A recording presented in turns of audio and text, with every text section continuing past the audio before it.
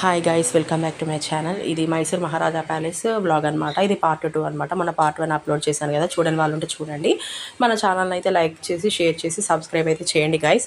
So మన ఛానల్లో ఇలాంటి బ్లాగ్స్ ఇంకెన్నో ఇంట్రెస్టింగ్ బ్లాగ్స్ అయితే అప్లోడ్ అయితే నేను చేస్తానన్నమాట. సో ఇదైతే మైసూర్ మహారాజా పార్ట్ 2 అనమాట.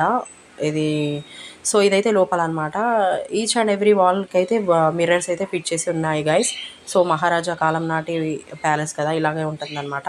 సో చాలా బ్యూటిఫుల్గా ఉంటుందన్నమాట.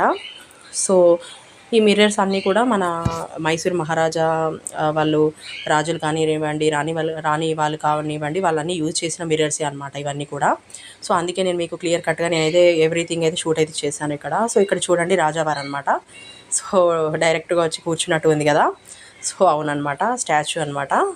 భలే ఉందన్నమాట, అందుకే తీశాను బ్లాగ్. సో ఇక్కడ చూడండి బ్లాగ్లో మీకు అందుకే చూపిస్తున్నాను ఈచ్ అండ్ ఎవ్రీథింగ్ చూడండి.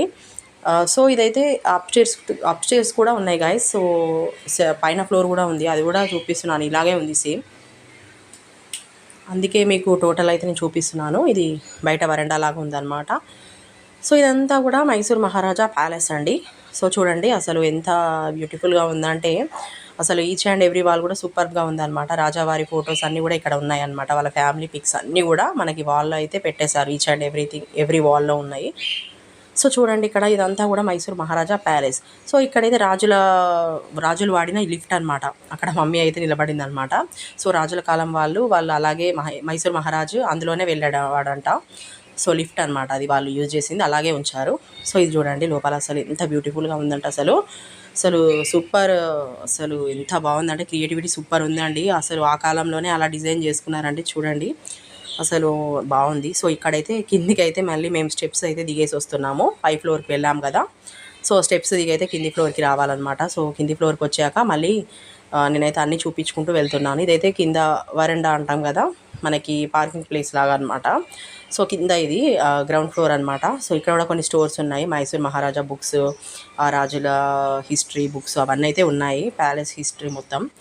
సో ఆ బుక్ అయితే ఒకటి తీసుకున్నాము. సో నెక్స్ట్ అయితే బయటకు వచ్చాము. వ్యూ చూడండి ఎలా ఉందో. సో ఇక్కడైతే టెంపుల్స్ కూడా ఉన్నాయని చెప్పారు కదా, అది అవుట్ సైడ్ నుంచి చూపించాను అనమాట. ఇదంతా కూడా outside guys.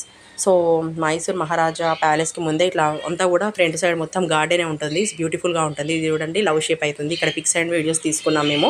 So mummy కూడా ఇక్కడ ఫొటోస్ వీడియోస్ తీసుకుంది. సో నెక్స్ట్ అయితే ఇంకా కాసేపు గార్డెన్లో కూర్చొని టెంపుల్స్ అయితే వెళ్ళేసి గార్డెన్లో కూర్చొని కొంచెం లైట్గా షాపింగ్ చేసేసుకొని మేమైతే బయటకు అయితే వెళ్ళామన్నమాట. సో ఇక్కడ చూడండి మేమైతే షాపింగ్ చేస్తున్నాము. నేను కుదిరినంత వరకు అయితే బిట్స్ తీశాను. సో చాలా షాపింగ్ చేసాం గైస్ అక్కడ. సో ఫ్రిడ్జ్ మ్యాగ్నెట్స్ అవనివ్వండి, విసనకర్రలు అంటాం అవి తీసుకున్నాము, జ్యువెలరీ బాక్సెస్ తీసుకున్నాము.